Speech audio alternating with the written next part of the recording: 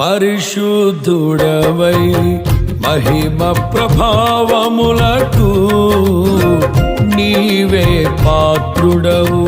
బలవంతుడవై దీనుల పక్షమై కృప చూపువాడవు.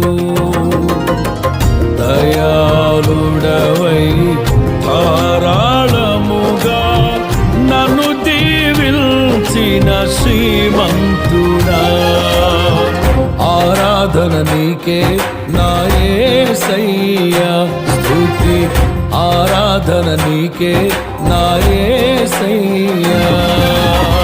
సేవించద నిన్నే నా పూర్ణ హృదయముతో, సేవించద నిన్నే నా పూర్ణ హృదయముతో.